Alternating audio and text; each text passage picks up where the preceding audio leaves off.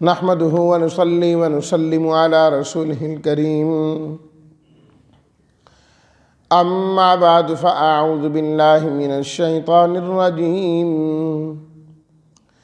بسم الله الرحمن الرحيم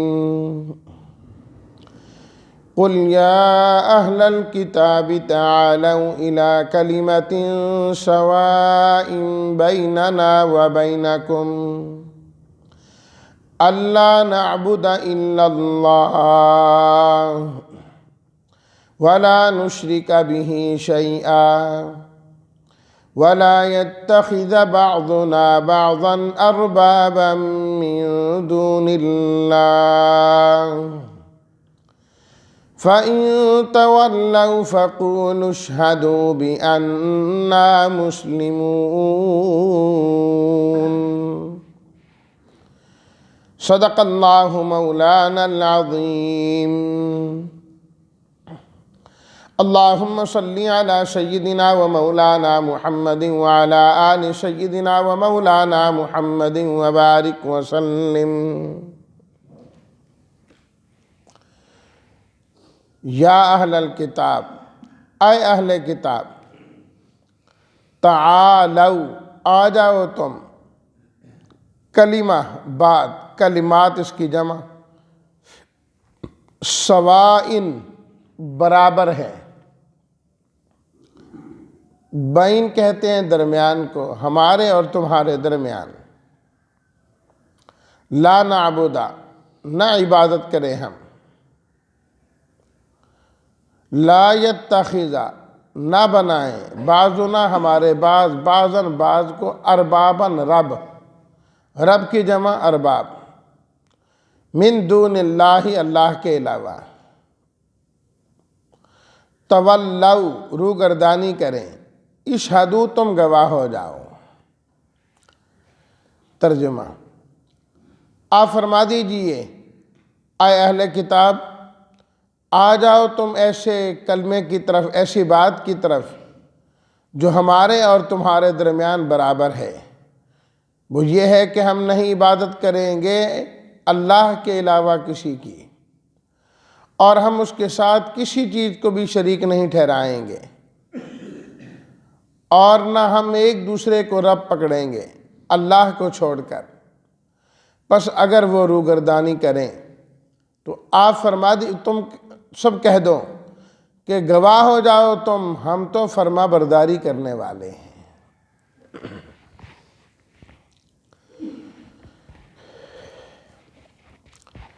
اس آیت میں دعوت کے اصول کو بیان فرمایا گیا ہے۔ اہل کتاب اور خصوصاً عیسائیوں کی تردید گزشتہ آیات میں بڑی تفصیل کے ساتھ کر دی گئی، اور حتیٰ کہ بات کو یہاں تک پہنچا دیا گیا کہ ان کو مباہلہ کا چیلنج دے دیا گیا کہ میدان میں آ کے اللہ سے دعا کرتے ہیں کہ جو حق ہے وہ حق ہو کے سامنے آ جائے، اور جو باطل ہے وہ مٹ جائے، جان چھوٹ جائے اس سے۔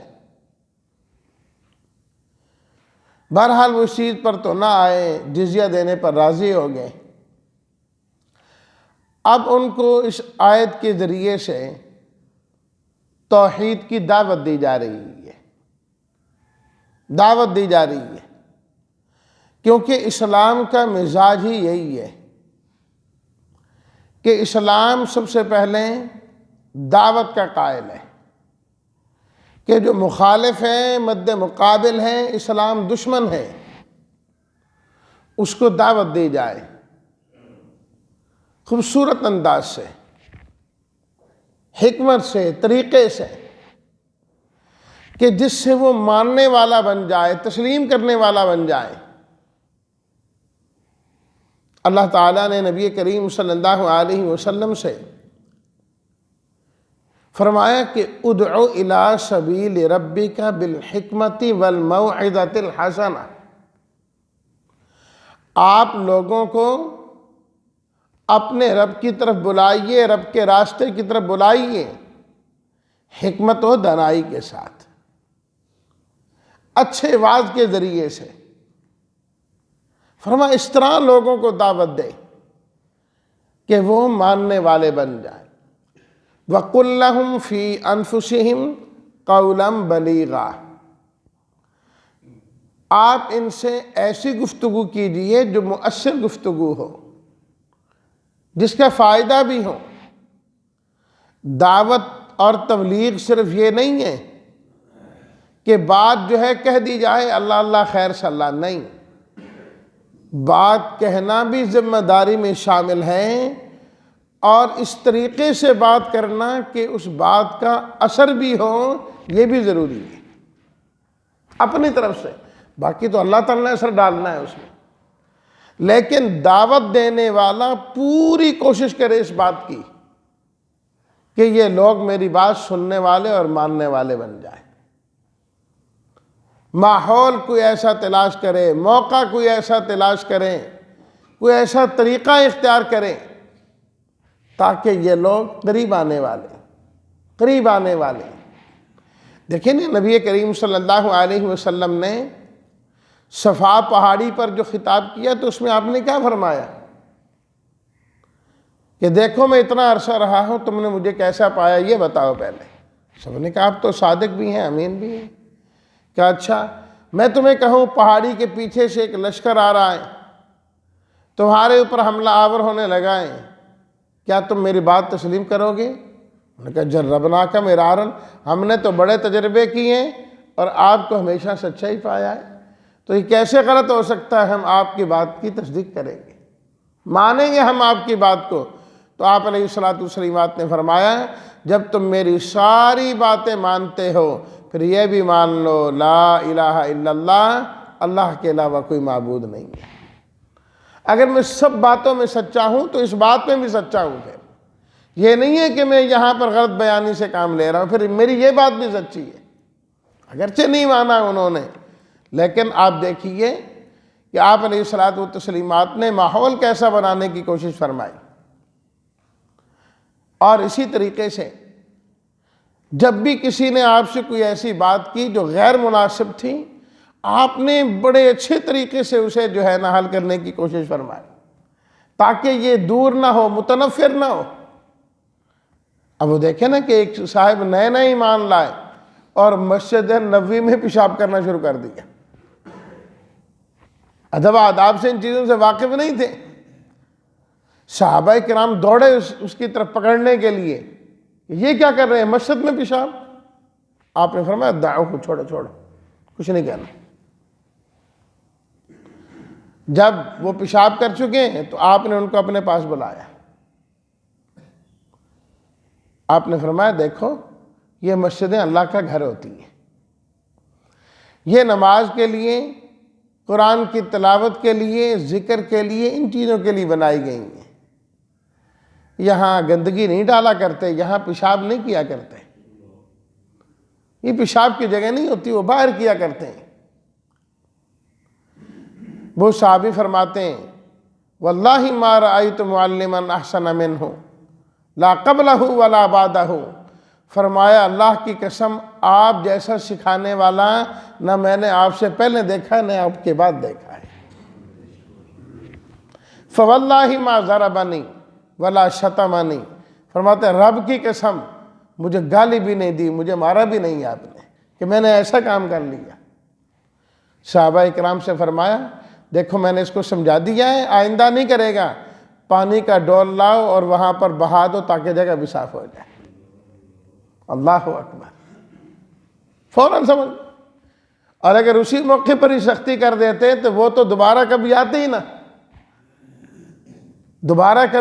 ہی نہ، غلطی دیکھیں تو اس طریقے سے اصلاح کرنے کی کوشش کریں کہ وہ انسان اپنی اصلاح کر لے۔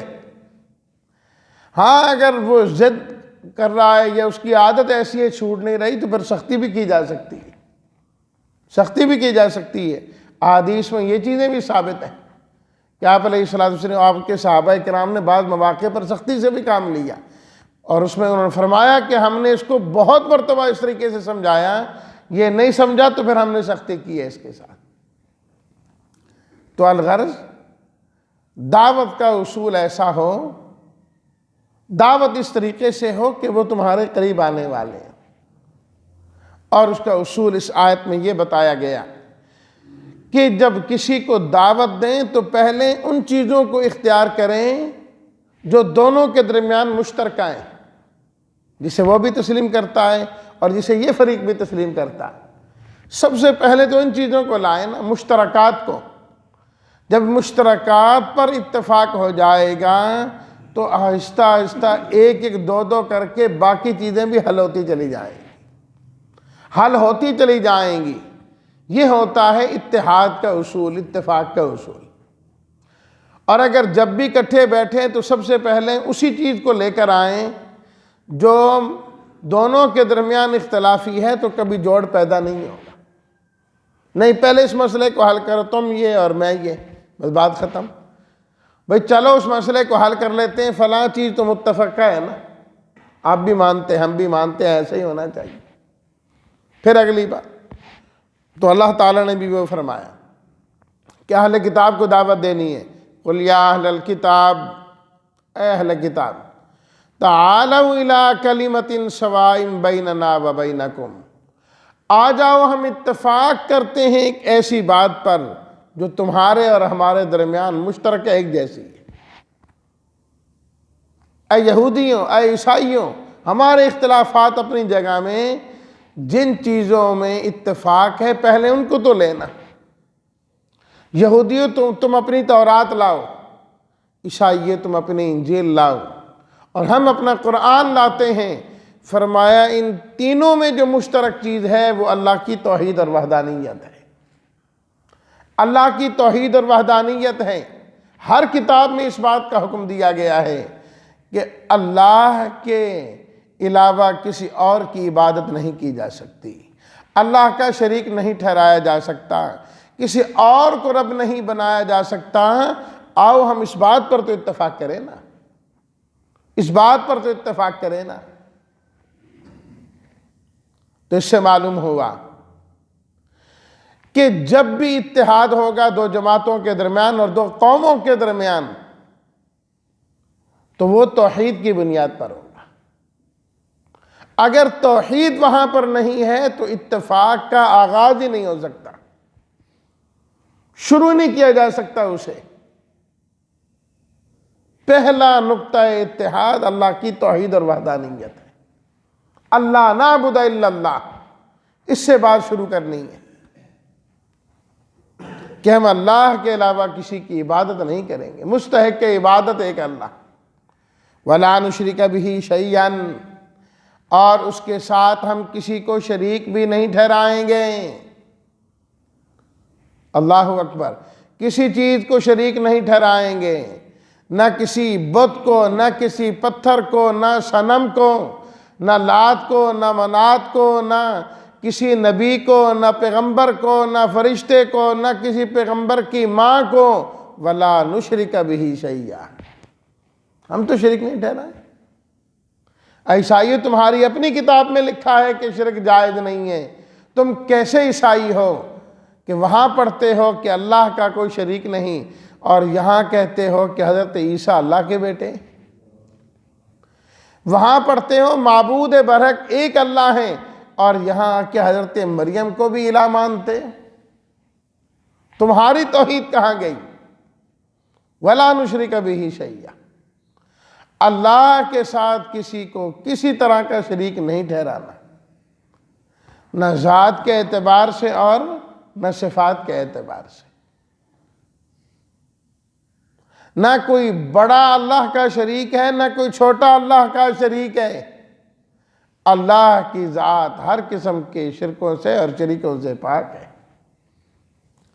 اللہ اکبر۔ وَلَا يَتَّخِذَ بَعْضُنَا بَعْضًا أَرْبَابًا مِّن دُونِ اللَّهِ، فرمائے اسی طرح ہم ایک دوسرے کو بھی رب نہیں مانیں گے۔ بندہ بندے کو رب مانے، بندہ بندے کو رب مانے، فرمایا یہ ٹھیک نہیں۔ رب ذات اللہ کی ہے۔ لکھا ہے مفسرین کرام نے اس جملے کے تحت میں کہ اس میں حکام پرستی، پیر پرستی، جن کو خدا کا درجہ دیا جاتا ہے، اللہ تعالیٰ نے ان تمام کی نفی کر دی اس کے اندر۔ بعضنا بعضا اربابا، ہم ایک دوسرے کو رب نہیں مانیں گے، ایک دوسرے کو رب نہیں مانیں گے، کہ جس طرح وہ کہہ دے حلال کو حرام کہہ دے، حرام کو حلال کہہ دے، بس ٹھیک ہے جی۔ فرمایا نہیں، حلال اور حرام ایک اللہ کے قبضے میں ہے، اللہ کے پاس ہے۔ اللہ اکبر۔ حضرت عدی بن حاتم رضی اللہ تعالیٰ عنہ، مشہور شخص تھے نا حضرت حاتم طائی، زمانہ اسلام انہوں نے پایا ہی نہیں، پہلے فوت ہوئے، عیسائی مذہب کے تھے اور بڑے سخی آدمی تھے، سخاوت ان کی ضرب المثل ہے اور آج تک ہے کہ کوئی سخاوت کرے تو کہتے ہیں بھئی اس نے تو آج حاتم طائی کو بھی مات دے دی ہے۔ اللہ اکبر۔ ان کے جو بیٹے تھے نا حضرت عدی، وہ مسلمان ہو گئے تھے، انہوں نے زمانہ اسلام پایا، آپ علیہ الصلوۃ والتسلیمات کی خدمت میں آئے۔ مسند احمد میں روایت موجود ہے، وہ فرماتے ہیں کہ جب میں آپ علیہ الصلوۃ والتسلیمات کے پاس آیا تو میں نے سونے کی سلیب اپنے گلے میں لٹکائی ہوئی تھی۔ اس حال میں آیا، آپ علیہ الصلوۃ والتسلیمات نے فرمایا القی عنک ھذا الوثن، یہ جو بت لٹکایا ہے نا اس کو اتار دے۔ فرمایا یہ وثن ہے، وثن بت پرستی ہے، یہ نکالو اسے۔ آپ علیہ الصلوۃ والتسلیمات نے مجھ سے اتروا دیا۔ فرمایا کہ رب ایک اللہ ہے، اللہ کے علاوہ کوئی رب نہیں ہے، اللہ کے علاوہ کوئی مستحق عبادت نہیں ہے، یہ کیا سلیب تم نے لٹکائی ہوئی ہے؟ فرماتے ہیں کہ میں مسلمان ہو گیا، اور پھر میں نے آپ علیہ الصلوۃ والتسلیمات سے پوچھا اسی طرح کی آیتیں، وَلَا يَتَّخِذَ بَعْضُنَا بَعْضًا أَرْبَابًا مِّن دُونِ اللَّهِ، آپس میں کسی کو رب نہیں ماننا۔ اور سورہ توبہ میں اللہ تعالیٰ نے فرمایا انہیں یہود و نصارہ کی تردید کرتے ہوئے کہ اتخذوا احبارہم ورہبانہم اربابا من دون اللہ، انہوں نے اپنے علماء کو اور اپنے پیروں کو اپنا رب مانا ہوا ہے، انہوں نے قرآن میں کہ انہوں نے رب کا درجہ دیا ہوا ہے ان کو۔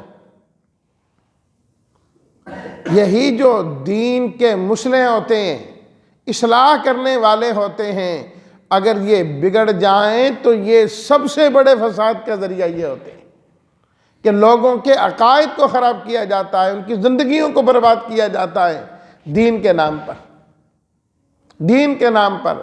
اس لیے امام مالک رحمۃ اللہ علیہ فرماتے تھے حل افسد الدین الا الملوک واحبار سوء ورہبانھا، فرمایا تین لوگوں نے دین کے اندر بڑا بگاڑ پیدا کیا ہے، تین لوگوں نے بڑا بگاڑ دین میں پیدا کیا، الا الملوک، فرمایا بادشاہ ہے، انہوں نے اپنے مطابق اور اپنی مرضی کے مطابق دینوں کو فروغ دیا، وہ دین الہی، دین اکبر اور وہ سارا بادشاہوں کے کارنامے ہی تھے نا۔